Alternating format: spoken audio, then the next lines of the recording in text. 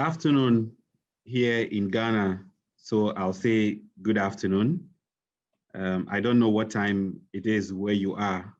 It's impossible to tell because today we at the World Trade Center Accra and our partners around the world have assembled a truly diverse and global team of experts and participants to the first edition of our Africa Digital Economy Summit. And today we would like to dissect and discuss the digital economy in Africa and try to understand where the opportunities are and where the trends are leading us. We were able to offer participation in this event for free until the 27th of November 2020, which means that more than 95% of the participants who received access credentials got in for free by kind courtesy of partners like Silent 8 and the Ghana Exim Bank, who gracefully contributed financially to cover some of our costs. We also received great support, albeit non-financial, from the World Bank Group, the Ministry of Communication of the Republic of Ghana, the National Information Technology Agency, and the World Trade Centers Association head office in New York. We are very pleased to count on the partnership of some of our sister World Trade Centers also in putting together this event. Notably, I'd like to mention World Trade Center Trieste, Sao Paulo, Urbanizwa, Greater Philadelphia, Moscow, Gothenburg, Metro Manila, and Delaware.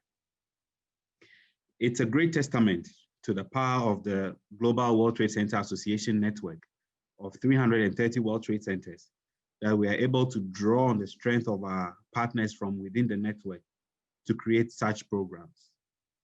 I would like to also use this opportunity to thank the team at the World Trade Center Accra for the hard work you put into today, especially to Esther, our head of events and workshops, and her supporting cast of Faith, Linda, Asha, and Ivan.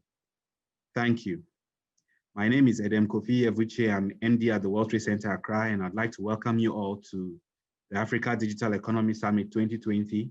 And I hope that the time you spend with us will be fulfilling and insightful. The digital economy in Africa is growing in leaps and bounds and represents not only a great opportunity for economic growth on the continent, but also for poverty alleviation, because as an expert in the field told me, digital entrepreneurship can raise a person from nowhere into the limelight and into prosperity without any regard for background or heritage. Now I'd like to share some of the rules of engagement for today. During the presentations, if you have a question, feel free to type it in the chat box or the Q&A box, and we will try to have the presenters respond to them after their individual presentations. After all the presentations, we will have a short 5-minute break, and some of the participants and the faculty will meet in a B2B deal room, wherein we hope to give you all the opportunity to present some of your business cases and to exchange contact details. We will share login details to the B2B deal rooms with all the speakers as the event is ongoing. Some of the participants have already received the login credentials to the B2B deal rooms.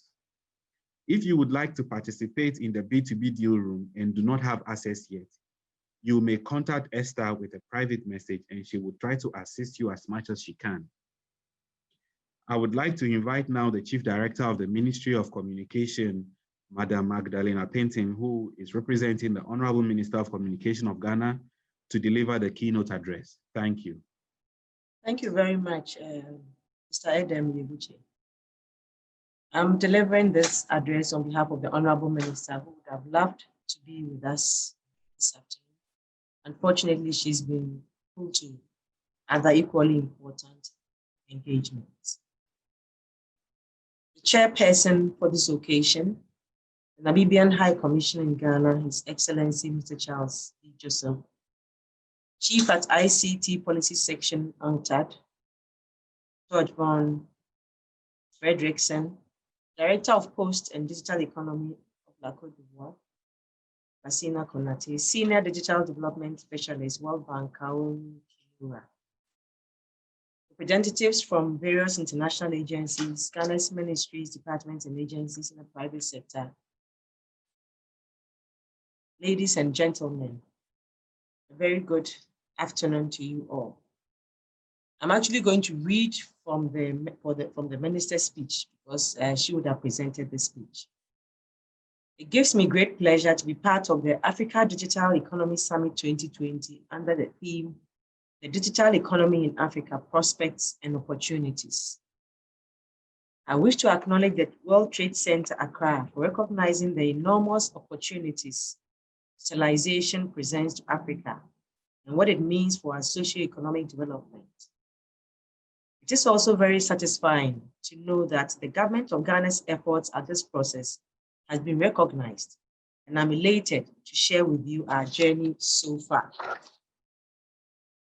Across the world, rapid digital transformation is continually reshaping economies and impacting every sector and aspect of our daily lives. This is through changing the way we learn, work, trade, socialize, and access public and private services and information. Digitalization has created benefits and efficiencies and improved life in general for everyone. Additionally, digital technologies have driven innovation, fueled job opportunities, and ultimately spurred economic growth.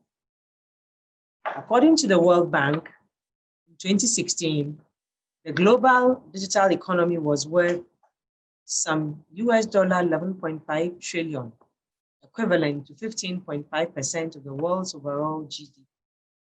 It is expected to reach 25% in less than a decade, quickly outpacing the growth of the overall economy, according to Huawei and Oxford Economics 2016.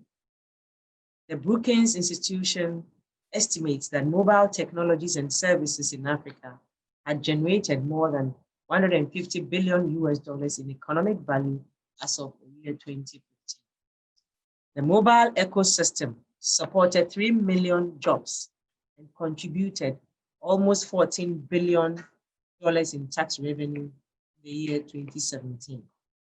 Indeed, Mr. Chairperson, the digitalization of economies in Africa presents huge opportunities for efficiency, innovation, job creation, enhanced revenue generation and assurance, and overall growth of economies.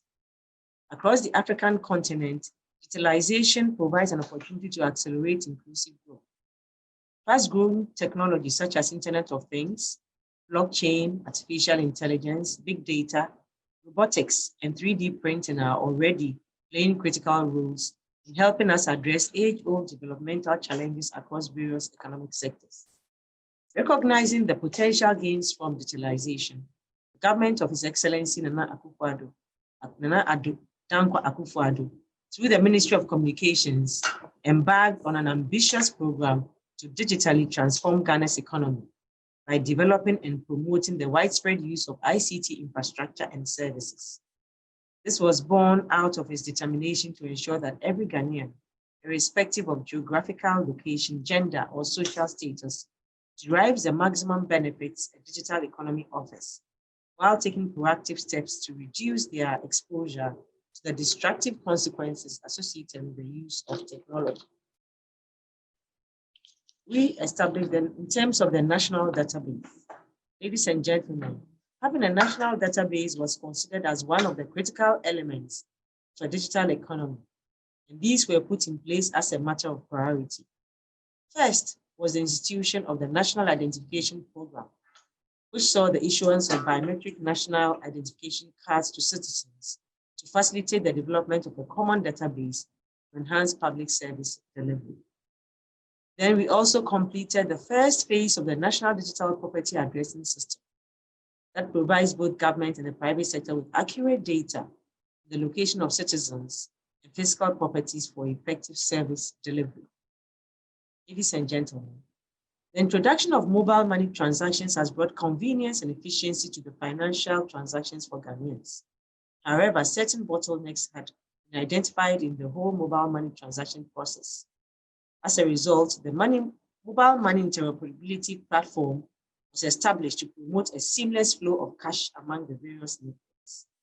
This is part of government's effort to promote a cashless society and provide alternative channels for access to digital financial services through our robust mobile telephony infrastructure.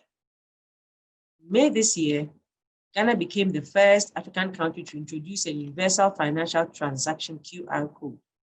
This was formally outlawed in November 2020 by His Excellency, the Vice President.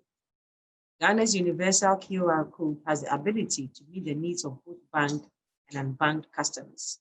And it is the first of its kind in the world, ensuring deeper financial inclusion. The harmonization of QR codes on a national level facilitates payments from multiple funding sources such as mobile wallets, cards, or bank accounts on any platform. As a country, we do recognize the need for robust infrastructure to enable the various processes necessary for a digital economy to be made possible. And so the government of Ghana, as part of the Digital Ghana agenda, has invested in an ambitious national infrastructure across the length and breadth of the country. Deprived communities are the heart of the agenda. Indeed, these investments have resulted in the availability of affordable and reliable broadband connectivity for efficient delivery of government services. In addition, the government is in the process of installing a cloud infrastructure, G-Cloud, to provide computing services to both the public and private sector. We have also set up a common monitoring platform which monitors communication tariffs, communication traffic, and provides real-time verification of transactions in the telecommunications sector to help government realize the actual revenues accrued in the sector.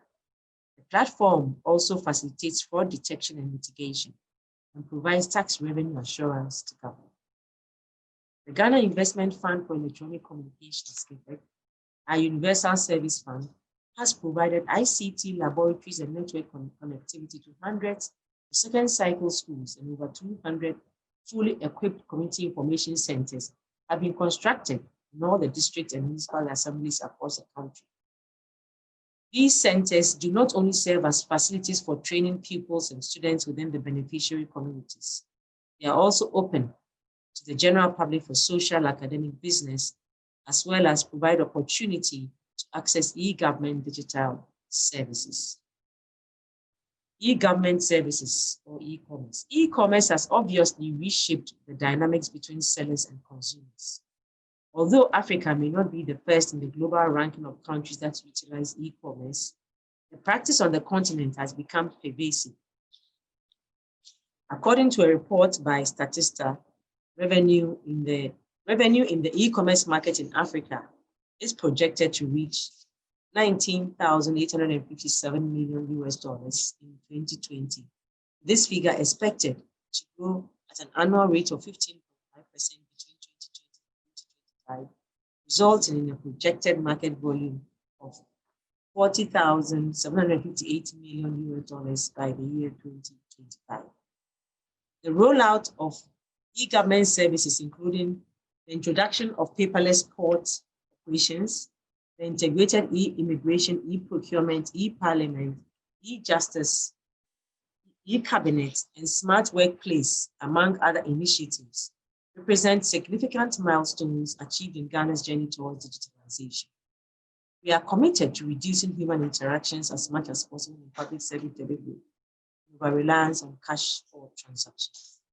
In addition, a highly secure, scalable open source enterprise public key infrastructure has been deployed to provide trusted cryptographic keys to certificates, to secure communications, SSL document and code signing, etc., to guarantee the safety and security of online transactions. The public key infrastructure system provides the foundation for future security initiatives like smart card-based authentication, network access control technologies, and device-based authentication for all e-government initiatives and electronic transactions. Ladies and gentlemen, innovation and digital entrepreneurship. Today, as we speak, several tech hubs with many startups can be identified in various parts of the African continent. This is really encouraging because it provides hope and certainty for the sustainable development of Africa in the form of job creation. The government of Ghana has established a state-of-the-art mini tech hub called Accra Digital Center, which is currently home to over 40 tech companies. It has, since its commencement in 2017, incubated over 200 digital startups. The World Bank has further supported our efforts by funding the setup of an innovation center at ADC made up of an innovation hub, iHub, and a mobile applications lab, MLab, to support rapid prototyping of ideas, seeding digital innovations, targeted business incubation, and accelerated programs in the digital industries, and to help mitigate some of the challenges identified to provide within the tech ecosystem in Ghana. The ADC has also partnered with Oracle to provide support for 500 tech startups across 7 regions under the Ghana Oracle Enterprise Program. This success story will be replicated in other parts of the country, primarily to create more job opportunities for the youth. This initiative has cumulatively led to the creation of 3,000 digital and 2,000 ancillary jobs for the Ghanaian youth and vulnerable persons from low-income communities across the 3 clusters of operations at the center, namely Innovation Cluster, SMEs, Cluster and Big Tech, and ITES BPO Cluster. Digital education and training. Ladies and gentlemen, digital technology is no doubt a game changer since it has a huge influence on the type of jobs that are available presently and will be needed in the future and the necessary skills required for these jobs. Investing in our children and youth by providing them with digital education and training to acquire the right skills to navigate the changing labor market is highly crucial to achieving a successful digital transformation process. In this regard, the government of Ghana continues to facilitate knowledge acquisition by individuals and institutions in ICT to ensure that the citizenry are well equipped and prepared to meet the labor market expectations of our growing digital economy.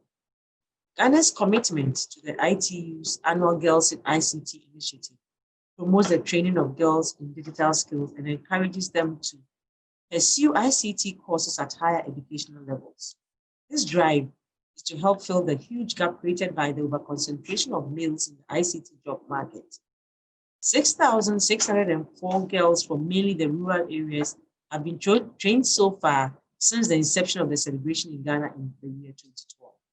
And our government has gone further to celebrate it at least twice a year. That is with the exception of this year, in which we have been able to celebrate it once. During the celebration, a program on coding for kids is organized to encourage our young girls to explore the world of technology through creation of websites, computer games, interactive arts, mobile applications, and animation stories using programming languages such as JavaScript, hypertext markup language, that is HTML, among others.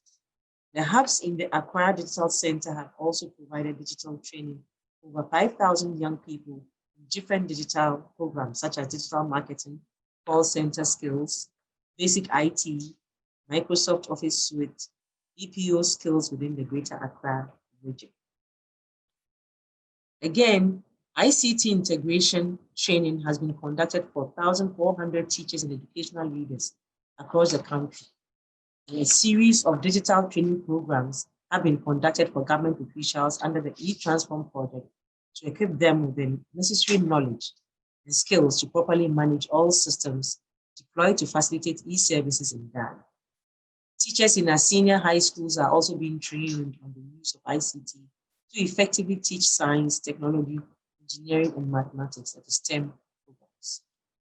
To further break the digital skill gap, Ghana has signed a 3-year partnership agreement with the International Telecommunication Union, IT, the Norwegian government to support the Digital Transformation Center initiative in Ghana. This new partnership creates a collaboration between Cisco and the Ghana Investment Fund for Electronic Communications (KIFEC) to provide around 14,000 citizens with job-ready digital skills training through 200 centers across the country. Population groups identified for the project include women entrepreneurs, pupils, teachers, and marginalized groups. On digital health, we realize that the digital health sector is also benefiting from ICT inculcation, which has led to improvement in the performance of health systems in developing countries. Ghana, of course, is one of such beneficiaries. And our health sector has introduced drones in medical supplies for emergencies and hard-to-reach areas of the country. In line with our national digitalization efforts, our National Health Insurance Authority is transitioning towards a paperless system by the use of mobile renewal platform claim it, electronic cash payments, and online credentialing to make access to basic healthcare under the scheme easy. This also offers convenience and prompt service delivery to the citizen. In the wake of the COVID-19 outbreak, digital platforms, including Microsoft Teams, social media, bulk mobile messaging, Skype, Zoom, and GoToMeeting were utilized constantly to communicate with the public and share various information. The mounting of the Ghana Health Service COVID-19 website, setting up of the 311 helpline for digital consultations and queries, the introduction of the 789 short code, and mass distribution of digital thermometers are a few of the digital interventions introduced by government during this. Other interventions were the use of telemedicine programs for citizens to access medical care and the launch of a Ghana COVID-19 symptoms tracker app to facilitate contact tracing and curtail the spread of the pandemic. Ladies and gentlemen, in terms of cybersecurity, we know and we believe that now that the digitalization definitely is a two-edged sword, for us, we increasingly rely on ICT to provide services and encourage our citizens to use that option. We open ourselves and provide more room for cyber criminals to operate. As a result, deliberate measures are constantly being implemented to ensure the safety of our cyberspace, such as the establishment of the computer emergency response teams at both the national and sectoral levels. Today, Ghana is one of only 3 African countries to have ratified both the Budapest Convention on Cybercrime and Electronic Evidence and the AU Convention on Cybersecurity and Personal Data Protection, as is the Malabo Convention. The government's commitment to the protection of our cyberspace has found expression in the passage of the Cybersecurity Bill 2020, which establishes a cybersecurity authority, sees to the protection of the critical information infrastructure of the country, regulates cybersecurity activities, provides for the protection of children on the internet, and develop Ghana's cybersecurity ecosystem. My ministry is constantly promoting safe cyber hygiene practices through awareness creation and public education, and has earmarked a portion of state domestic revenue to establish a cybersecurity fund to support institutions that are mandated to secure our cyberspace. The government of Ghana ensures the privacy of individuals and personal data by regulating the processing of personal information to avoid incidents such as phishing, identity theft, and scam. Ladies and gentlemen, the key outcomes of initiatives and interventions of my ministry include efficiency gains, improved service delivery through the infrastructure services that we have provided, reduction in rent-seeking behaviors, deeper financial inclusion, bridging of the digital skills gap, confidence in the use of the internet, as well as a core of digital entrepreneurs. Ladies and gentlemen, in conclusion, COVID-19 has come to not only teach us that ICT has become the new foundation of our world's new normal, but also that ICT is a new leader of technological innovation, leading to the 4th industrial revolution. You would agree with me that with the profound impact of the pandemic on the digital landscape globally, the critical nature of ICT has been accentuated by a crucial facilitator for socio-economic development. Generally, the enormous role ICT is playing in this fight presents a distinct opportunity for Africa to scale up its ICT developmental agenda. The reported surge in mobile phone acquisition, internet usage, and mobile financial transactions in Africa, our digital economy, no doubt, holds a lot of prospects and opportunities. With this enabling environment, it is encouraging that governments in Africa are vigorously pursuing ICT in their conduct of businesses to deliver improved services to the citizen. This notwithstanding, I believe we have only begun to scratch the surface, and we need to fully harness the digital revolution to boost growth in every sector of our economies in order to make meaningful impact in the lives of the people we serve.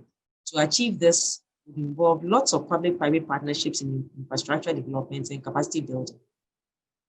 However, without the right policies in place to drive our digital journey, I believe it will be very difficult for our continent to leapfrog the continent advancement we all desire. It is therefore imperative that we invest in the digital infrastructure that is powering the world's fourth industrial revolution and equip our workforce with advanced digital skills for a successful digital transformation process. That being said, we need to turn our focus on developing policies that support the expansion of ICT education and infrastructure in Africa.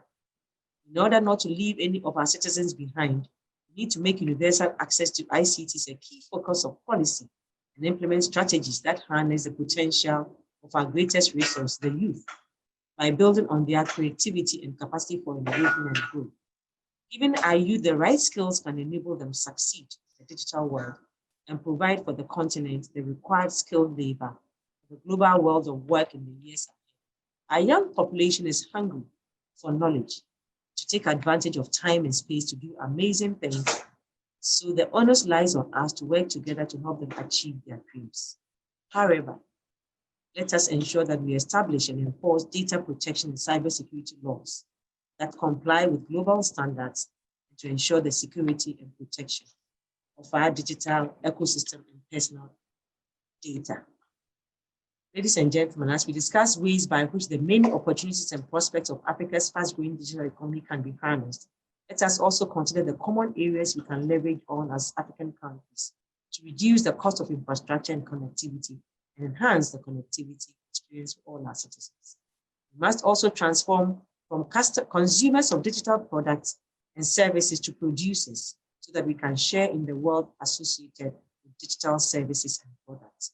On that note, I wish us all fruitful deliberations. Thank you very much for your attention. Thank you very much, Magdalene. That was very comprehensive and sets the tone very beautifully for the discussions that we're hoping to have today. I hope that, I know that you have a busy schedule, but I hope you'll be with us. At least you'll come back getting to the end of the program so that if there are some questions for you, you may be able to address those. I also hope that we'll see you in the B2B deal room, because I'm sure some of our partners around the world would like to also ask you a few or show you a few of their presentations. So we look forward to seeing you again. Thank you very much. I hope that you'll be with us through the rest of the day. When you were making your presentation, I made a few notes, but I think that some of those questions will be better answered or will be better addressed by our next speaker, who has a wealth of experience working across the continent as a consultant with the World Bank, and chose for herself an interesting topic on how to build inclusive digital economies. And Judith, yes. I'd like to hand over to you now, and I'm very eager to listen to you and to hear from you how we can enhance the digital economy. And I'm sure the Chief Director of the Ministry of Communication in Ghana will be keen to also learn from learn from your experience how we can make it so inclusive that we leave no one behind. Thank you very much. Please go ahead. Ladies and gentlemen, yes, I'm happy to be here and to speak about building inclusive digital economies. I actually want to change a little setting here. Yeah, so basically, this is a topic that I love to talk about. This is a topic that I love to talk about because as we talk about the digital economy, and I love Ms. Magdalene's presentation. She's covered every area of the digital economy. The one thing we have to ask ourselves is how will we ensure that it's inclusive? That is something that doesn't happen by default. It has to be approached in a strategic manner. And so I have some statistics to share around how many, what percentage or how many of Africa's population are working poor. Many times we talk about, unemployment in Africa, but then we have a category that's actually growing and growing rapidly. And that is the category of the working poor. And that is the number 240 million and growing, following the adverse effects of the COVID pandemic and the movement restrictions. These are numbers that are increasing as we go on. Then in terms of direct job losses following COVID as well, we are at 45 million at my last check. Again, could be growing. Now, the other thing that I keep track of, and I'm really interested in, and I'll talk a little bit about, is Africa's gig worker population. Currently, 10.16%. And lastly, in terms of the number of online market jobs that will be created, we see 3 million. And I know that, again, Ms. Magdalene talked about the digital economy being a creator of jobs, and that's actually quite key. Now, what then governments have done in response, which is actually a good starting point, is to develop digital economy strategies. And we've seen different countries developing digital economy strategies.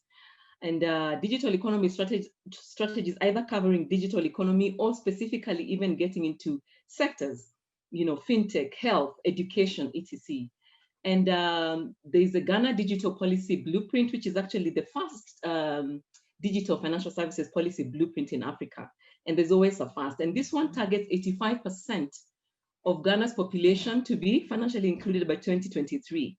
Now, if you are in the sector, if you're in the industry, you know that this is actually a lofty target, but it is achievable, especially as we, and from the lessons learned, move towards the digital economy and usher in everyone. I have had some of the multilateral organizations saying, leaving no one behind. And that is something that I am a true advocate of. Kenya developed the Digital Economy Blueprint in 2017. And it outlines some of the key pillars, including digital government, that is e-government, which also we've seen a number of governments proceed to launch, and automate the offering of government services, digital business, digital infrastructure being developed, innovation-led entrepreneurship, and digital skills and values. And just to get out of the African continent, Vietnam has developed a digital economy strategy which looks into the next 10 years, 2030, and then into the next 15 years. Is it 15, 25 years? And we don't know what digital will look like in 10 years or in 25 years, but that's exactly what Vietnam has done here. And that sort of gives us a picture of the outlook that different countries have as far as the digital economy is concerned. Now, the G20 brought this together by developing a toolkit for measuring digital economy, because as we make all this progress, it's important to know where we're heading and what milestones we need to be mindful of. And so they developed a very good evaluation framework that's in use by several countries for measuring the progress of the digital economy. Now, I talk about every cloud having a silver lining, and I know this has been mentioned before. What has COVID taught us? COVID has taught us about digital economy preparedness. There are many lessons that we have learned, but this one sticks out for us in the industry. Because during this pandemic, there were moments when the only thing that could get you out of where you are or could connect you with the service that you required was digital connectivity to that service, right? And we know, we talked about banking, remote banking, being able to get your essential items through digital means. You could go and order, buy your groceries online, buy your medical supplies online. There are a number of online pharmacies coming up.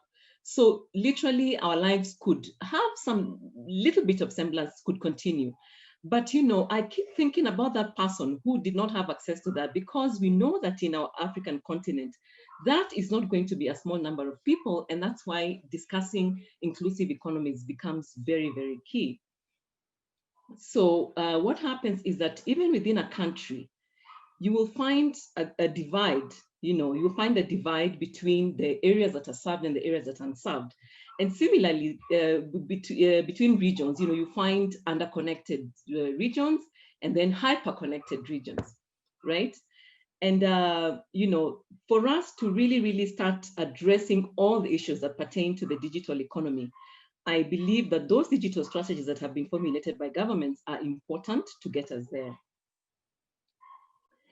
So lastly, the thing that I talk about and the thing that I want to point out is, what are these kind of, sustainable digital economies? What are they going to look like, and what are some of the essential things that they will have? I acknowledge that this list can be long and contain a lot of things. I've consolidated to 4 key things, and that is digital economies need to be strategic.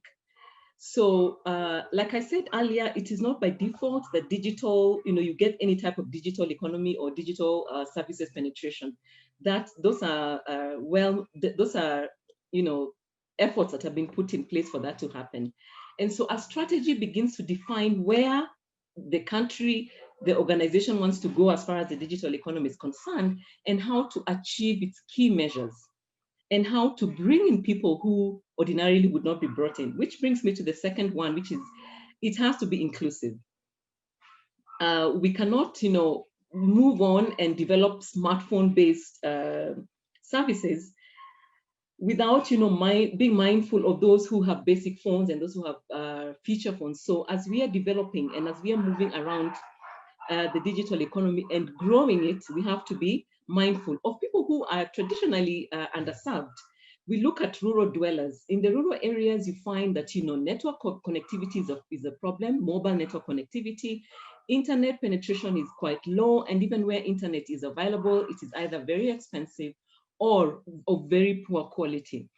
Then there's a group that has traditionally been excluded, and there are very, very, very few efforts to include them, and that is the persons living with disabilities. Remember that for them, a lot of the features or a lot of the products that have been designed are not designed with them in mind. And we have seen some steps being developed as far as this is concerned.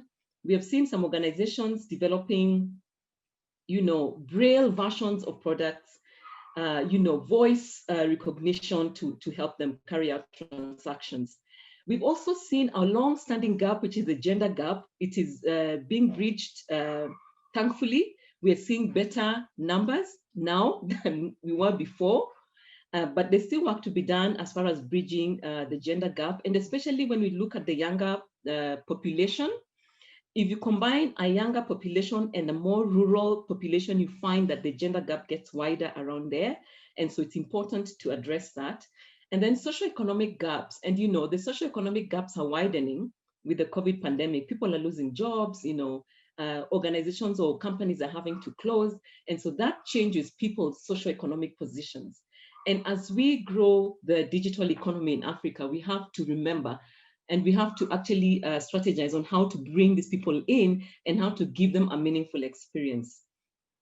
Then for me, the creation of decent job and business growth opportunities is key.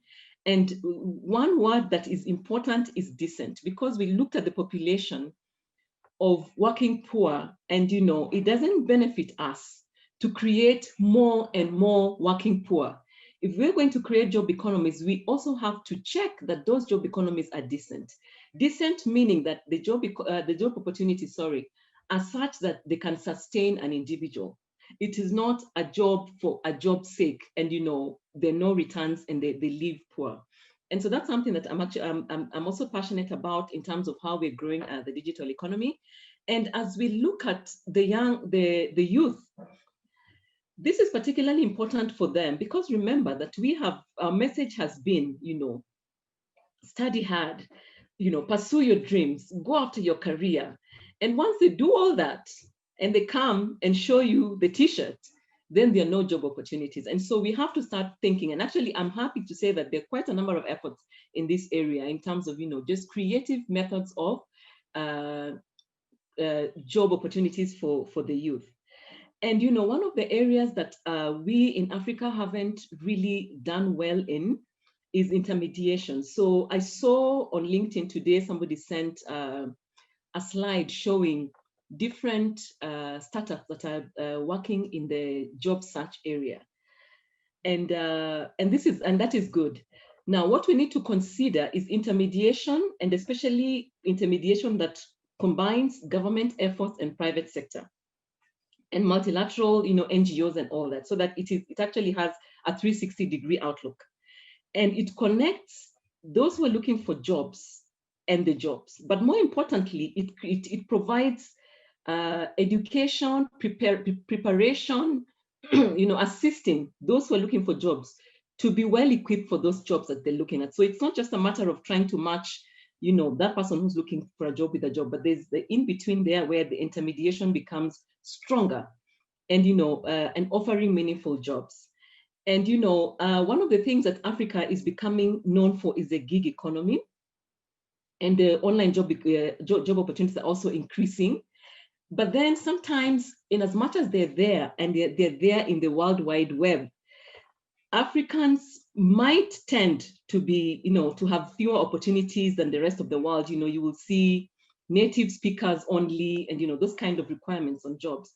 But as we build our own platforms, and as we equip those who are working in this space better, then we will be creating our own ecosystems where the jobs are available. Yes, at a global level, even better, but even within the continent, these job opportunities are available. And similarly, using and growing the digital economy to benefit businesses. And a lot of that has been done, through the growth of e-commerce. And we saw that particularly happen during the COVID pandemic. And lastly, one of the key things that's going to tie everything together in terms of our efforts in the digital economy is the trust. Now, one of the statistics that I've had is that during this COVID pandemic period, when there were movement restrictions, there was a push towards digital, and that was good. There was a lot of uptake for digital, and transactions have gone up. However, there's also been an increase in cyber attacks. And so trust is lacking at many levels, and so our digital economies have to embody trust, and trust can be developed in several ways. Trust sometimes is developed through mutual agreements, but sometimes it's enforced through strong systems and processes. And that's why I also had Ms. Magdalene talk about this, that cybersecurity is becoming a hot topic and a much needed topic for us to discuss alongside all our efforts in building the digital economy. And so, ladies and gentlemen, that is really what I believe in, and that's my contribution towards building inclusive digital economies. And I hope that we are all on board as far as that is concerned, that it is our responsibility to give in from our areas of expertise towards building and growing Africa's digital economy. Thank you.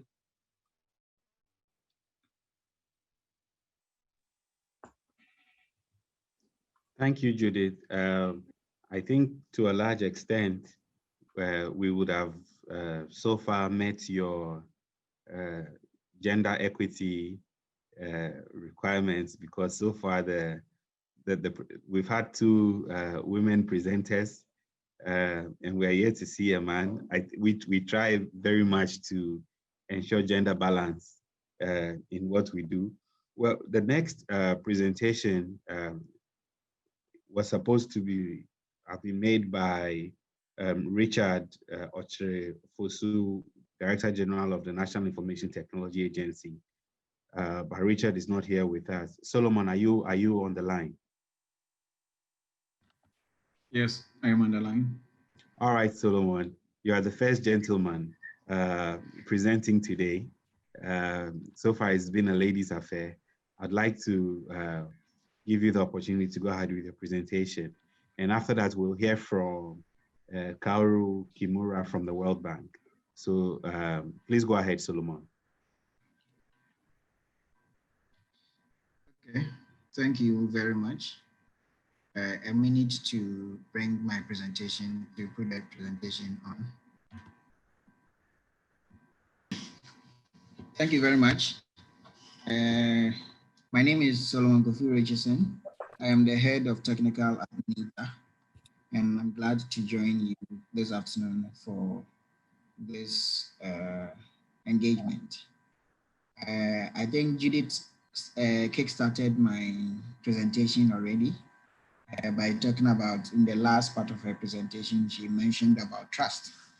So my topic this afternoon is talking about digital trust, how the role that digital trust plays in enhancing and promoting the development of e-economy.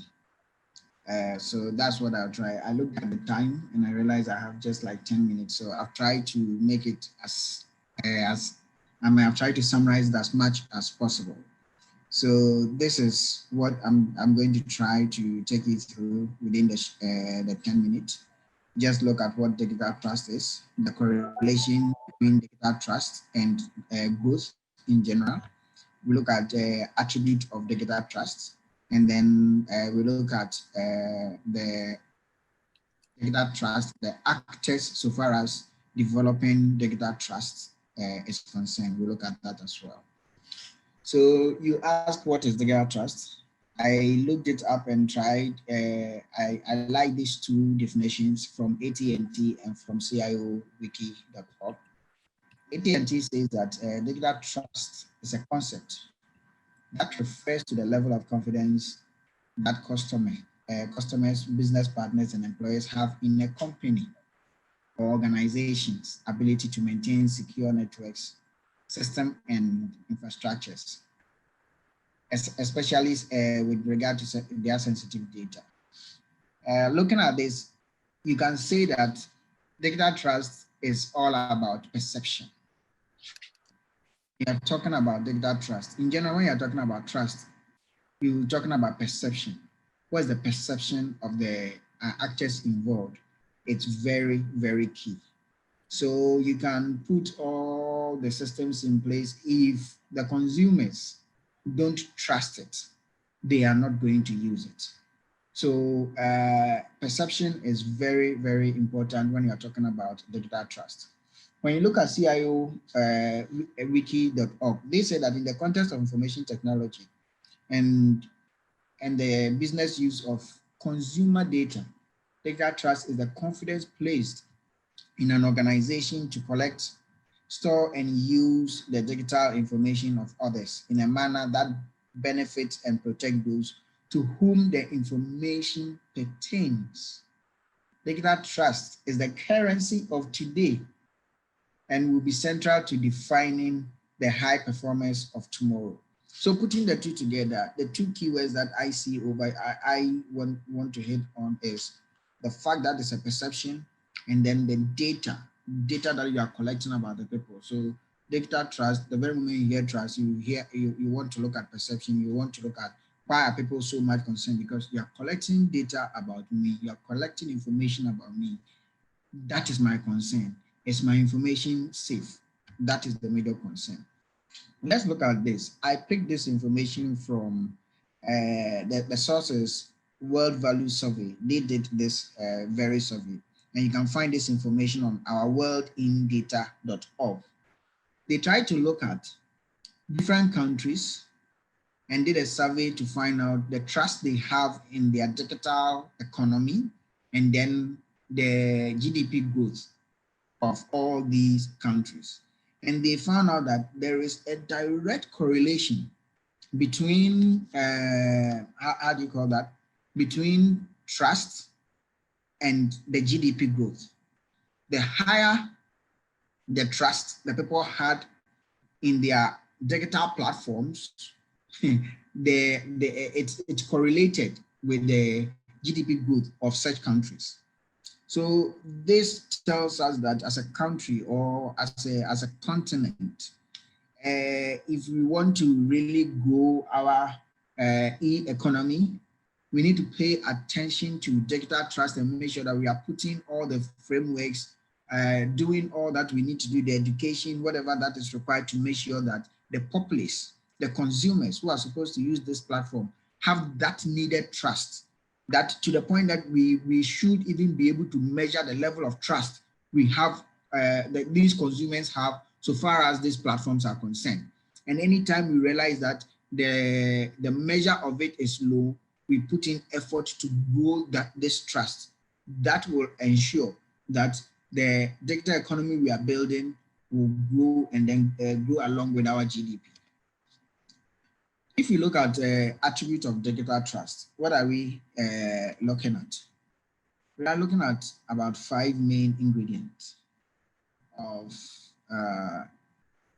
digital trust, 5 main ingredients. Let's take from the left. And then this one, I think is something that I think KPMG put out there. Reliability. So how reliable is the service that you've put up on a digital platform or within an e-economy? Anytime I need this service, is it available? Now, if it's even available, is it really serving the purpose for which I really want to use it for? So the digital service need to be reliable and available to meet consumers' demand is very important. When I come to the platform, you've introduced the platform. I come to the platform the first time, second time, and it's not reliable. What I am looking for, very difficult to find, and all those sort of things. Reliability becomes an issue. So I don't even want to come back. And once that trust is breached the first time, it is always very difficult to convince such a person to come back to the platform again. So I think this is one thing that we don't have to play with at all. Anybody who is trying to develop or grow an e-economy, reliability of the service is very, very important. And this one comes in what kind of infrastructure you put in place, what kind of systems you put in place. All these sort of things contribute to building a very reliable service platform. Credibility. Consumer will switch services where organizations do not fulfill their promises or commitment. So if I want to, in this e-economy space, credibility is also another attribute of digital trust.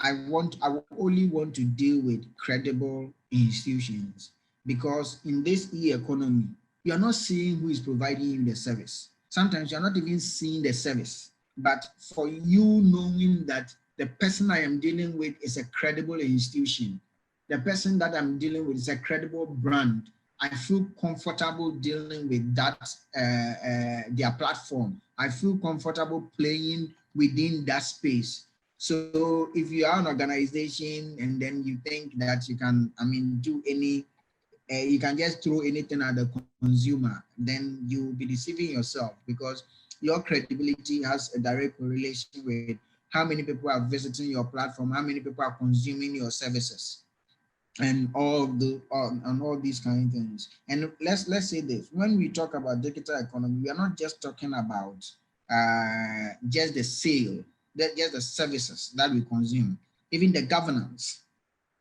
The chief director of Ministry of Communication talked about e-government and talked about a lot of things that government is doing in that regard. The populace, how well do they trust these platforms that we put in place for governance? Credibility is very important.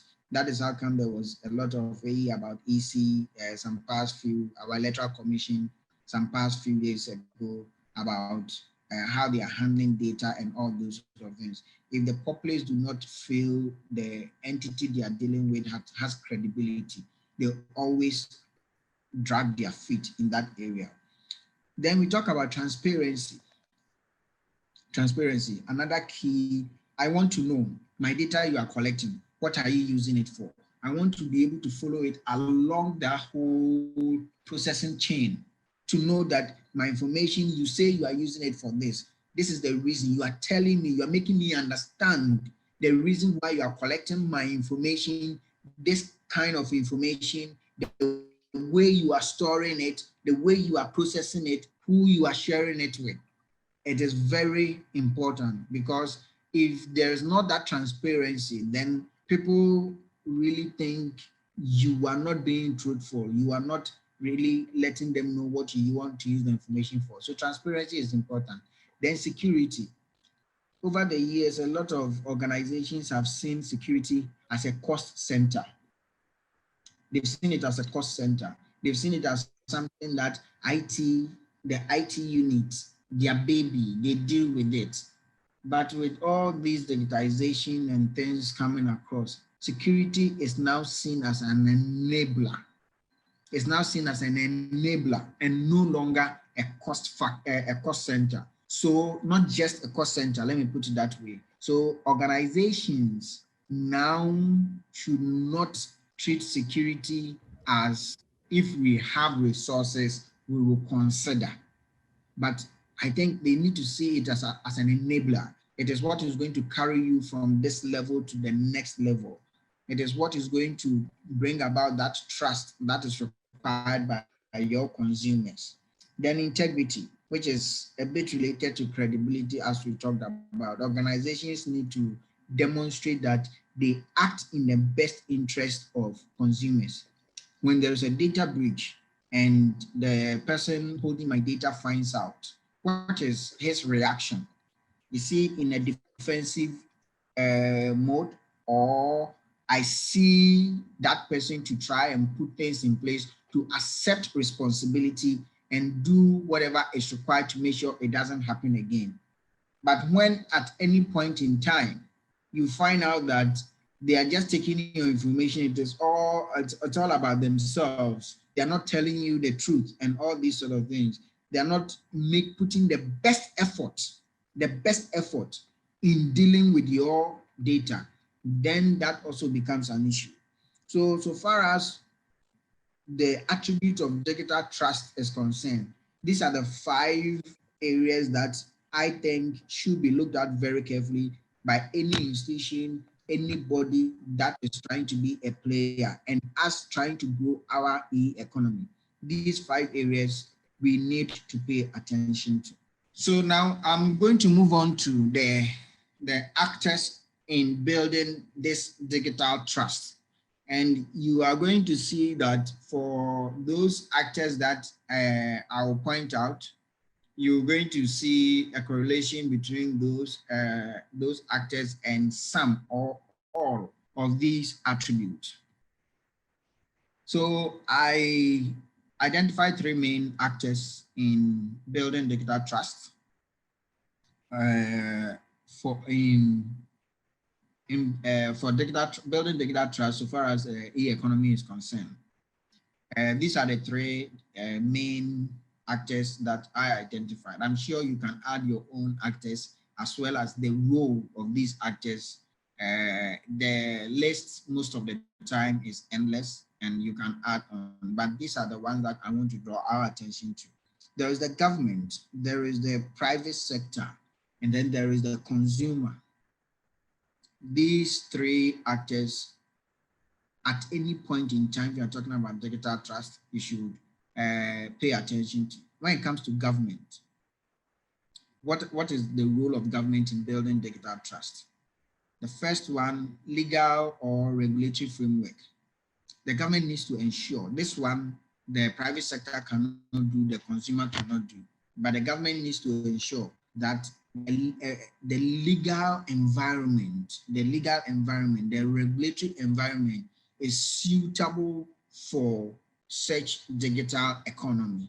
Because if you don't have the necessary laws, if you don't have the necessary regulations, then it is very difficult for other economies to deal with you, because they don't trust it. They know that if I come and there is a problem, there is no law that I can take recourse to.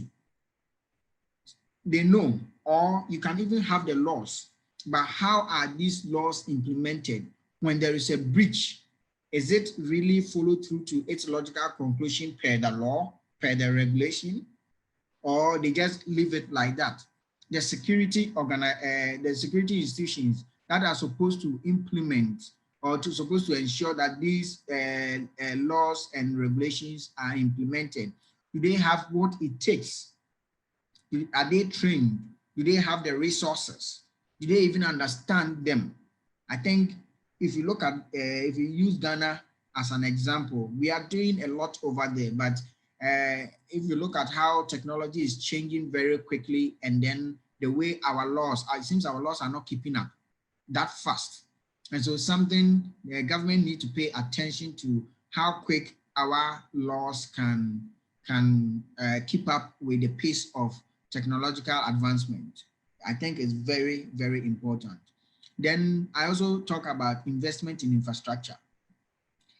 When you really want to have an e-economy grow very, very fast, in certain ways, government needs to come in to contribute to the investment in that area.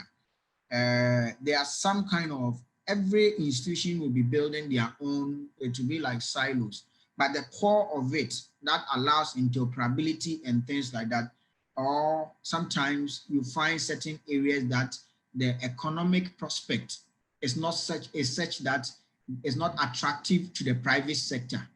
government can just decide to put in those investment, those infrastructure to help generate the growth, then it can be shared by this private sector. A typical example of such investment is the MOMO, that's the mobile money interoperability frame system that has been put in place. Every telco company had their own mobile money platform, but government put the interoperability system in place that all of them can now connect to for a seamless transaction. We can talk about the government putting in the Eastern Corridor fiber. That area, for instance, was what all the telcos thought there's not enough business, economic case for them to invest. Government decided that I will invest in this area so that all of you can benefit. So I think across Africa, if we want to grow this e-economy, then we should try very much that government will identify such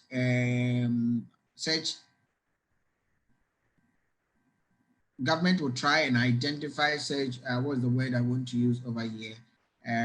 Strategic invest areas to invest to stimulate growth that the private sectors can equally take part. Then education, which is also critical. You need to educate the populace. You need to educate the actors who are involved in the e-economy. Just don't put the laws and think that they work. If the laws are there and the people don't understand, they don't appreciate and all those sort of things, then it's as useless as it's not available. Then government must lead. Government must lead. This is very key. So you have, I particularly have some experience where you go to key government agencies that they will tell you that all they take is cash. They don't take any other form of payment. They don't have fiscal cash. Forget, they will not deal with you. But I think government should make an effort, a deliberate effort in ensuring that the government institutions that are providing services to these agencies, these consumers, they themselves are also conscious that there is an effort, there's a drive for this e-economy. Ensure that these people, government is leading so that the populace can follow. Let's go to the private sector. Largely, they will have to invest in the service delivery channels.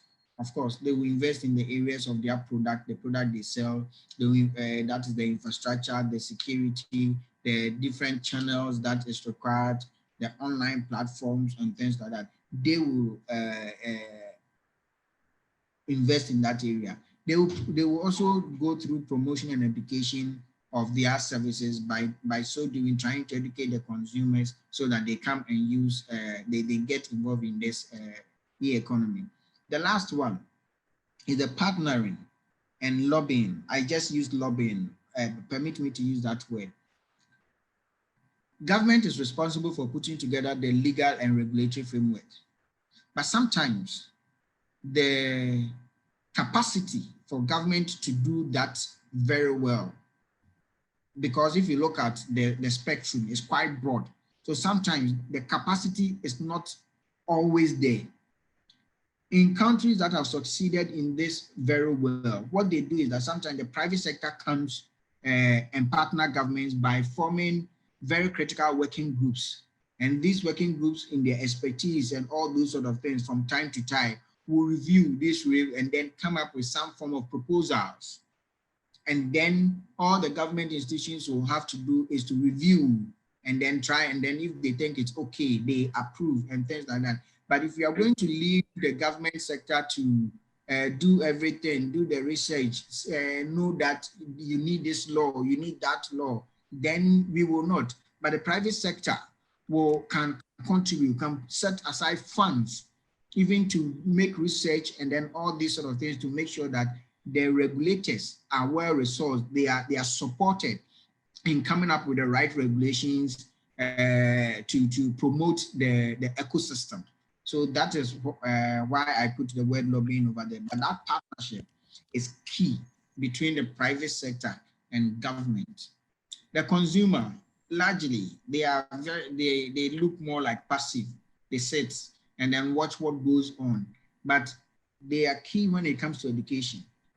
If I decide not to use some online service or something like that, someone I trust telling me that, oh, it worked for me, it's more likely to convince me to use than the provider of the service coming to me to convince me. So if you have a few of them who have used the platform and they are okay with it, making them more like digital advocates for them to influence their peers, for them to influence their environment, is also one key a role that the consumers can play to grow digital economy. So this is my thoughts on digital trust in regard to enhancing and promoting development of e-economy. Thank you very much.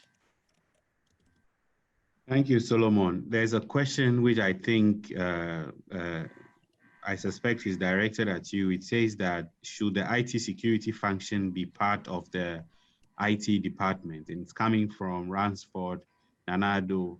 Ransford, I know, works with Fidelity Bank as I think one of the managers in their IT security department. So would you want to share your thoughts on this? Okay. It can be handled. I think there's no one straight way of handling this. It can be handled a couple of ways. The owner, in terms of, will ultimately be the IT department. But in terms of strategy, I believe this should sit with the executives, because as I said, at some point in time, it was just seen as a cost center, but now it's more of an enabler. So when you are looking at it in terms of strategy, it should sit with the executive. In terms of security, it should sit with the executive. But when at implementation and day-to-day, yes, then the IT people take it from the strategy level and they will implement it. So for me, that's my thought concerning that. Okay. Second question I'd like to ask you, this is a question coming from me. Oftentimes there are talk about, global data protection regulations and whether they are being well observed in our country. I know that there's a regulation, but what about enforcement? Companies collect data. Sometimes you go to the mall to buy something and the shops want to collect your email and your name and your email addresses and all that.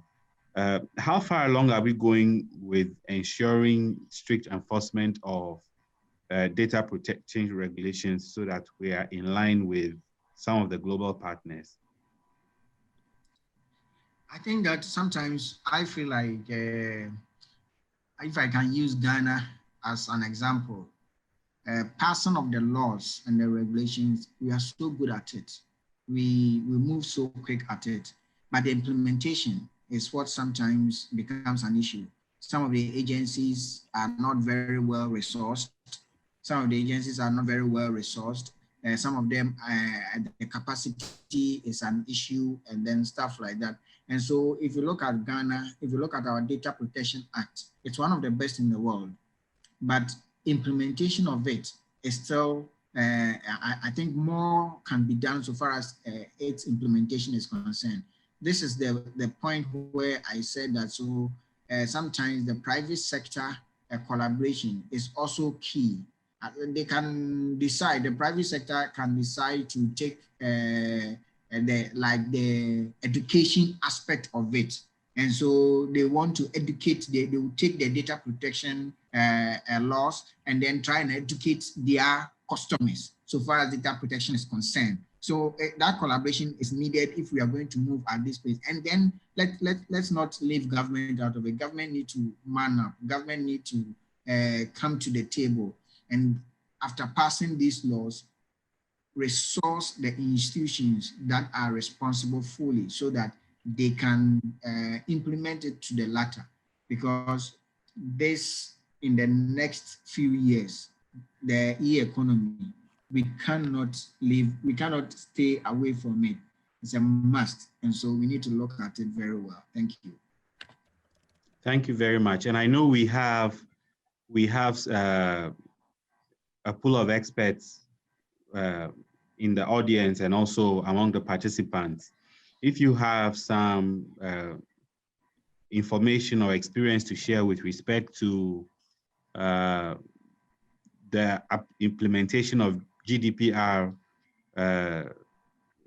data protection regulations in your various jurisdictions and some of the challenges that you think your countries may be facing, kindly drop a comment and we will enable you to share your thought, because I think it's one of the topical issues that keep coming up, where Africans, signing on to various apps and using various applications, but we don't know what's happening with our data. And so we will give you the permission to share some of your thoughts.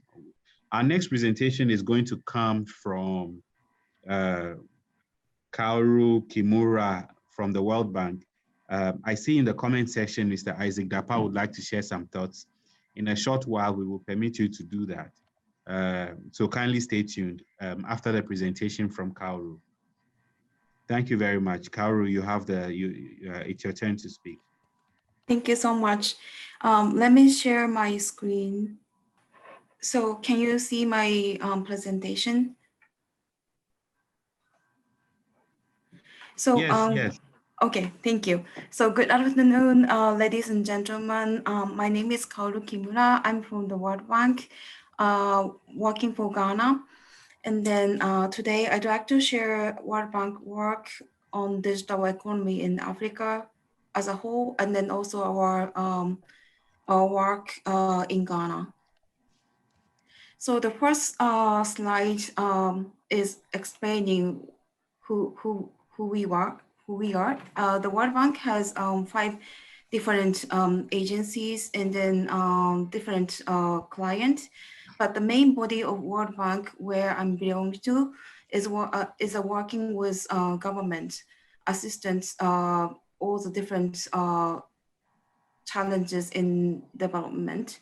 And then we have 2 ultimate goals of our mission. One is end extreme poverty, and then the second one is shared prosperity. And then we have office in Accra too. And then the next slide is showing about our digital economy work in Africa continents. World Bank is working closely with Africa Union's commissions on the digital transformation strategy agenda. So basically, AU digital transformation strategy is aiming to digitally connect every individual, businesses, and then governments in the African continent by 2030, and then stimulate entrepreneurship and then digital skills. And then to roll out this strategy into the implementation, the World Bank launched the country-based assessment, which is called Digital Economy for Africa. We call DE4E initiative. And then so far, quite a lot of countries already completed the diagnosis. And then also a few countries are in progress. And then in terms of Ghana, I would talk in the next slide. The country diagnosis itself is completed, and then now publicly disclose the report. And then as I put it in this slide, there's a website, and then you can download and then also read completed country diagnosis report for the countries. And then so far from this website, we have 15 reports available. And then here is this slide talk about the methodology of digital economy diagnosis that we are using. We have 5 pillars, which include digital infrastructure, digital platforms, and then also digital skills. Those are kind of cross-cutting and foundational pillars. And then on the top of that, we have digital financial services, digital businesses, and then also some use cases. And then how we conduct this kind of diagnosis. Usually in the World Bank, we have different sector experts sitting in a different department and unit. But for this diagnostics, because the nature of digital economy is cross-cutting, it's not only for the digital infrastructure, or it's not only for one sector, cover for all. So we we usually conduct this analysis by the multidiscipline and then multi-sector team together to do the holistic assessment. And then the final report provide recommendation for the government. And then also that could be the basis for the next support that we can offer. And then also depends on the priority that government has. So here is some summary of digital economy for Africa, Ghana assessment in 5 pillars. And then we already put this report available from our webpage, as I said in the previous slide. So in this D4A assessment, we have 5 pillars, and then we in the end of the report, we summarize some key findings for each pillars.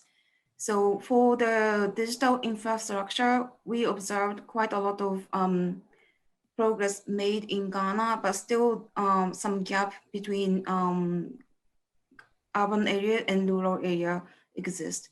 And then also cybersecurity policy and then ecosystem still need to be streamlined. And then in terms of the digital skills, it's still limited exposure to the digital element, and then also the learning content in the formal education system.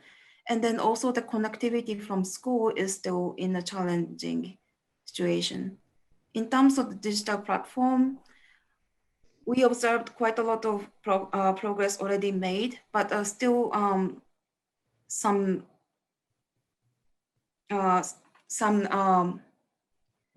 sorry, there's some typo. It's related to the one, but in the digital platform, government put a lot of effort to set up all sort of setting, but there's some still area for improvement, especially for the uptake of digital public services, which government provide. And then also in terms of the digital financial services, mobile money is getting really popular, but using mobile transaction or digital transaction, B2B or B2C, or some transaction among the government is still limited. And then also there's a previous presentation by Judith and then Solomon also touched some trust on the, and then also consumer protection regulation in the digital finance.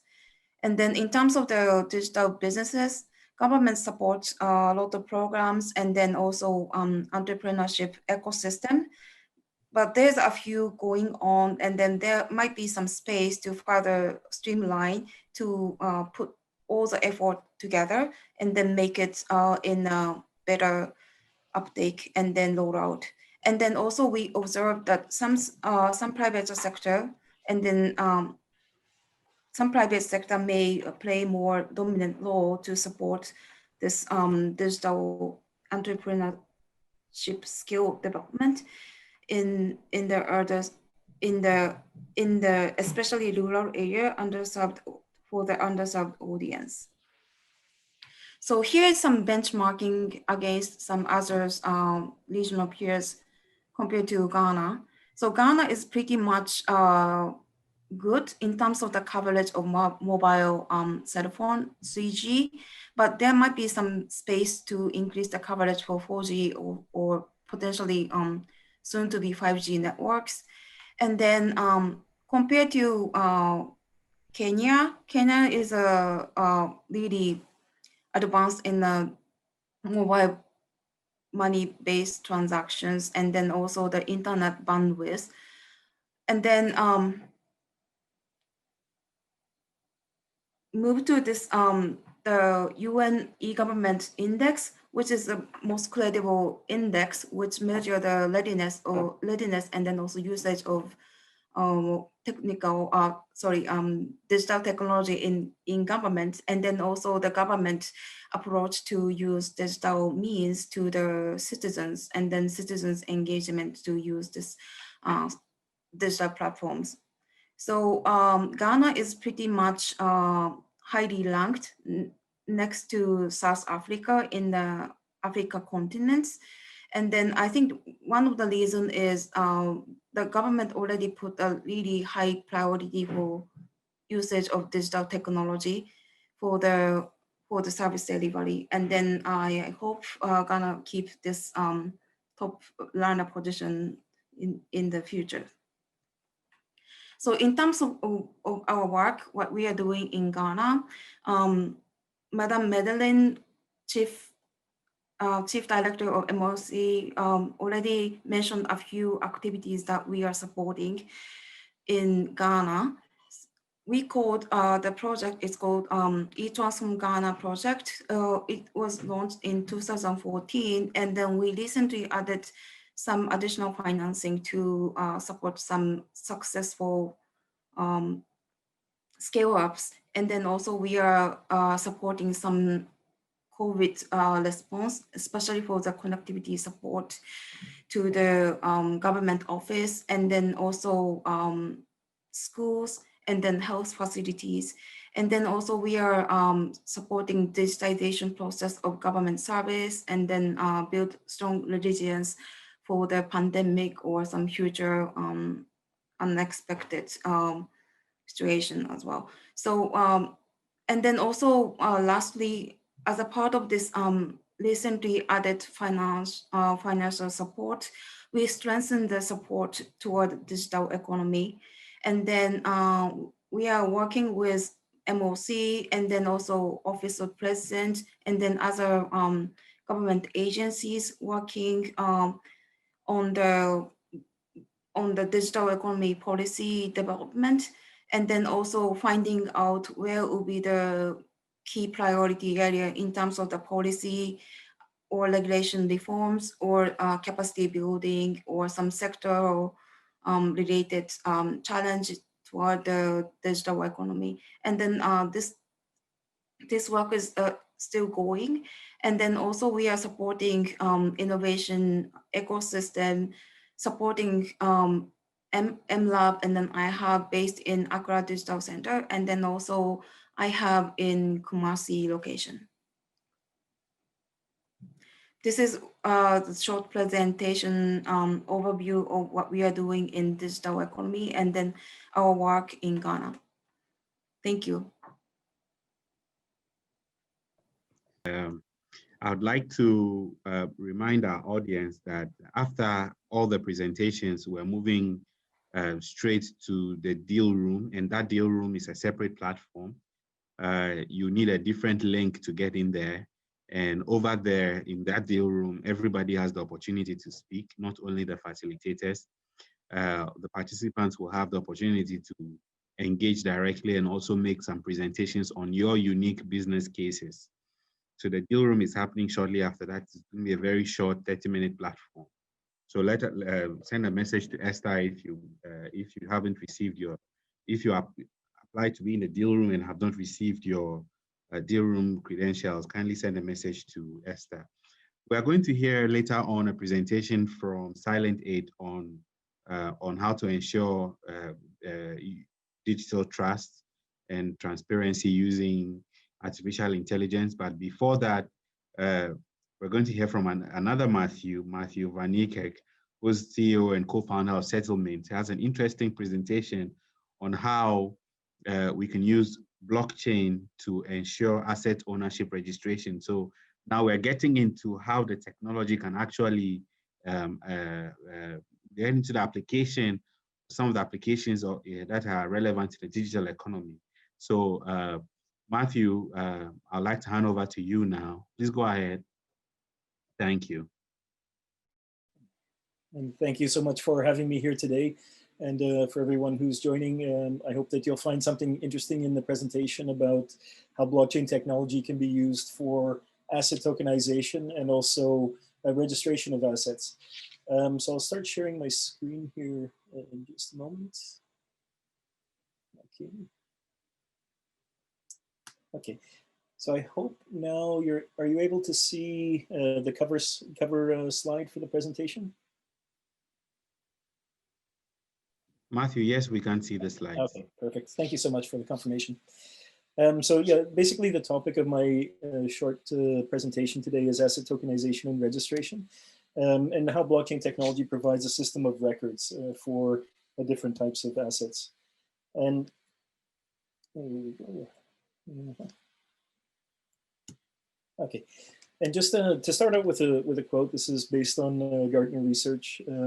CIOs that are driving digital transformation around the world or exploring blockchain technology really need to, in their words, manage tokens as a strategic weapon, which is a big statement, a big indication that, at least from Gartner's perspective, the future of tokens for representing value is very important for companies that are partaking in digital transformation.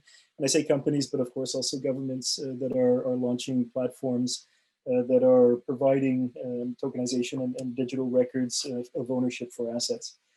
But before we get into tokenization, what do these things have in common? At different points in history, all of these things have been used to represent value. Now, what do they have in common? Of course, they're means of store of value. They're currencies of sorts that enable the transactions to take place. But they also share another common theme, and that none of them work natively with digital or online transactions or systems. So we have throughout time had a lot of different forms of storage of value. But we're at the dawn of a new era in terms of that, and that is being unleashed by blockchain technology. And so what is, when we talk about tokens, essentially what do we talk about? These are a digital representation of value, whether that's an asset or that's someone's identity or that's information of any kind. These can all be represented using a token. Second question, so what can be tokenized? Well, essentially everything we know, whether it's a physical good or a digital good, can be tokenized. Be that, for example, a building that is being constructed or an existing real estate project. We can use tokens and digital records of ownership in order to store the history of that building and who owned it at what time, what transactions took place, and so forth. One of the advantages with blockchain technology is that it enables a lot of flexibility in that regard. And I'll get into some of the benefits later on, but one of the key ones, especially when we talk about real estate, is fractionalization. So if I can represent digitally an asset, be that a physical asset like a building or a home or a piece of land, I can fractionalize that, cutting it into multiple parts, and so that the ownership can be shared among the community. That also, let's say, creates opportunities for additional liquidity in real estate transactions, as the entry price can be broken down equally by the number of fractions of the asset that we're creating. Now, those are physical assets. I think are quite clear and easy to get the head around. The other things are like digital goods, like the rights of artists, for example. So creating music and being able to tokenize the ownership of that, or attribute the rights back to the creator of that content is a valuable thing. So essentially anything that we have in the physical world, anything we have in the digital world, we can represent as a token. Now, do you need blockchain technology in order to tokenize assets? Well, the short answer is no. You don't need blockchain in order to tokenize assets. There are, of course, three very big areas where tokenized assets exist in our world today and have for several decades. Fiat, of course, is we've gone from most economies are moving rapidly away from paper-based transactions, or let's say moving from to electronic payment methods and so forth. So fiat is one of the classical assets that are tokenized essentially today, and they transact in our society. Other examples are either process tokens or complementary tokens. So process tokens are things, for example, payment systems that are built on existing digital rails, use tokens in order to represent value, and consumers can then use Apple Pay or Alipay or WeChat Pay, for example, to make purchases as they do in their day-to-day life. The other one, complementary tokens, is also something I'm sure many of us are familiar with. And those are, for example, air miles. So if we have an airline that has a loyalty program, they create points, a point system where I can collect them for traveling. These are examples of tokens in the let's say, the pre blockchain era that have existed for decades. So if it's not necessary to use blockchain technology for tokenization of assets, then why use it anyway? I mean, if we have something that works today and has worked for decades, why would we want something different? Well, the key principle of blockchain technology is that it represents a shift in the way that we interact and the way that we connect. Traditional IT systems are built, the storage of data, there's a separation between storage and connectivity. The storage, of course, is all of the records that we have. So databases full of information about citizen data. From a government perspective, having a registry of all citizens is one example. Another example could be the Land Registration Office having records in a centralized database about the ownership of all of the land, parcels of land or plots of land in the country. Now, what we also put inside of traditional storage is, of course, business logic. So we create functions that will, so if this, then that type logic is stored in centralized servers. And connectivity is separate from that. So we have the internet and we use it every day and we use it to transact. Now, the separation of storage of both records and logic and connectivity means that we put our trust in intermediaries, and they're required to manage the central repositories of data. So if we want, and what does blockchain technology offer? It offers an alternative. So we can look at having, with what they call smart contracts that are deployed in a decentralized network, that business logic part can be put in a decentralized system. So all of the conditions for transacting in society, we can start to use decentralized approaches to setting these systems up, which opens up a lot of possibilities for entrepreneurs and for enterprise and for government to work in a very different way as we have for the last couple of decades. But is that it? I mean, is it just that we can get rid of intermediaries? I work with, I have a bank, I trust my bank. I'm a citizen of the country I live in. I trust the government. Now those are, we can put our trust in intermediaries, but besides just the blockchain technology having the additional attribute of decentralizing business logic and doing that in a decentralized way, there are a number of other attributes of blockchain technology that make it quite interesting when we talk about the registration of assets in society. First of all is immutability. So blockchain technology, the way that it's built, is stores information in a way that cannot be modified or altered by an independent party. It relies on the decentralized data storage, and all of the majority of the participants in the network need to validate transactions before they can be reported to chain. So give a practical example, and I'll talk a little bit more about it later. There are examples of land registration being done on blockchain technology. So and what is that?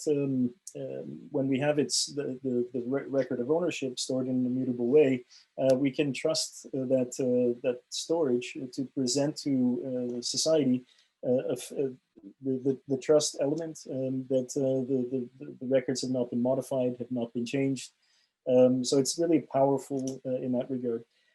So we mentioned disintermediation in the previous slide. So that's looking at no longer needing a centralized party to manage all of the data and the logic that we put into our digital systems. Also collaboration. So blockchain technology is by its nature decentralized, and decentralized systems work when multiple parties or multiple stakeholders are collaborating. The other part of it that I think, and maybe I won't read through everything because I think the recording will be available afterwards and probably the presentation, but the one really important factor when we talk about the tokens and registration of asset ownership is that it's programmable. We can put additional logic into a blockchain-based system using smart contracts, which will enable as soon as it's the business logic is embedded in the token or the smart contract from where the token is generated, rules, if this then that type of logic can be put in the decentralized system. And from what does that mean in practice? I mean, we can automate actions. We define the rules, we deploy to our network, and it can be a fully automated workflow or process, which leads to efficiency gains. I'll go on to the next slide. And from here on, it's really looking at a couple of use cases that have from around the world. So the first one that I'm talking about is in a manufacturing context. So one thing that Siemens has done is they've implemented blockchain technology in some of their edge computing hardware that enables the creation of certificates of origin for products, digital twins of products, and to be created right on the factory floor, which then enables supply chain tracking in a very granular way. Now, I would like to give one example where I think in the current context we're in, this kind of an application is extremely powerful, and that's with the vaccines that are coming out for COVID-19. I'm quite sure like there's about 160 companies globally that are working on developing the vaccines, and I'm super, I'm really happy to hear that the efficacy rates are showing to be high and all that.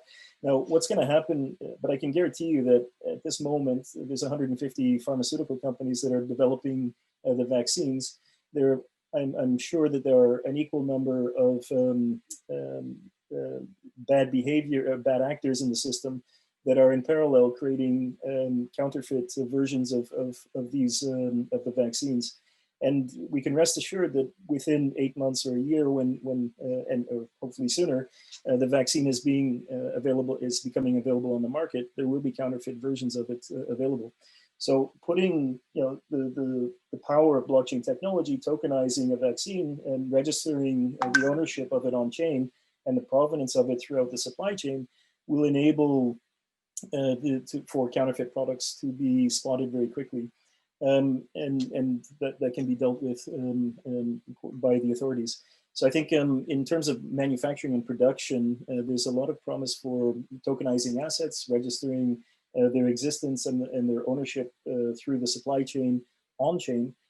So then you can have a very quick recall if something goes wrong with a vaccine, for example, or spot counterfeits in the supply chain as the vaccines are being distributed. Another completely different area of application that we've seen is with energy grid. So decentralized energy grids there's a lot of initiatives in Europe, in the US, in Africa, in basically everywhere in the world. There are decentralized energy grids that are forming. And one company here in Belgium, the ELIAS, the TSO, the transmission system operator, they wanted to create a micro producer and prosumer ready energy grid. And what does that mean? So you have small producers of energy that are able to contribute energy back to the grid. And when they do that, a token is created and they start to build value of the energy they're contributing to the grid. And they can use that for future consumption when they're at a negative production, or when they have a demand, when their own demand exceeds their own supply. So with using the token, they're able to register the suppliers. They can fulfill bidding obligations to provide energy to the grid, and also the verification of financial settlement for example, for tertiary suppliers of energy. So the microgrid is an interesting case. Data, as economies are evolving smart city initiatives everywhere, data is becoming the new oil of the economy. And this is an example from the largest telecommunications company in Belgium. They're called Proximus. They built a platform where, let's say, data in general, in this case from IoT sensors, was tokenized, and the ownership of that is registered on chain. And what that enabled them to do is create a peer-to-peer exchange for data. This was interesting in a smart city context. It's interesting in an industrial IoT context. So this is another example of tokenizing an asset, in this case data, and being able to exchange that in a peer-to-peer platform unleashes a lot of value and stimulates, in fact, entrepreneurship as more data becomes available. New companies want to add value to data sets, enrich it in some way, apply AI or whatever machine learning that they are skilled at, and turn raw data into valuable data, which is quite an interesting use case. And coming back to a use case in Ghana that I came across, so there's I mentioned the tokenization of real estate and land. There's a company in Ghana called Ben who's doing this today. What they aim to do is to create, utilizing blockchain technology, create tokens for real estate assets. And on the one hand, you have the token, and by default, then you have the registration of ownership that's associated with those real estate tokens. So a very innovative case, and what it's one of my favorite use cases of blockchain technology. So happy to see that that's alive and well in Ghana, because this is a means to unlock considerable economic value for the economy. If you can have an efficient system for land exchange and you have an immutable storage of ownership of assets, if you think of like rural farmers, for example, or this creates an opportunity to prove that I have assets with the proof of an asset, which is my land in this case. I can go to a bank, I can get a loan, I can invest that loan in improving my productivity on the farm. I can buy new machinery, I can do all kinds of things, but until you have the ownership records, let's say, verifiable and provable, then those opportunities don't exist. So I think land registration and real estate tokenization and registration of the ownership of those assets on chain has a lot of promise for not only for Ghana, of course, but there are examples in Georgia where they're doing the same thing.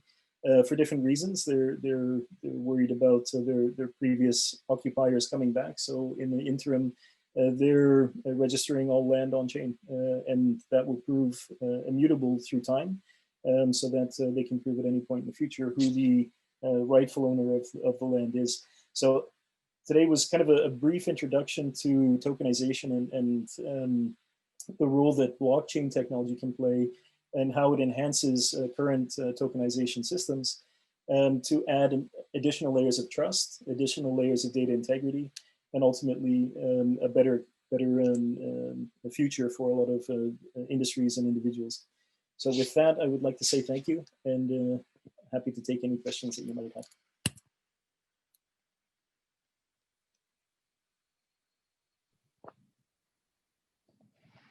Thank you very much, Matthew. It's very interesting what applications we could put blockchain technologies to.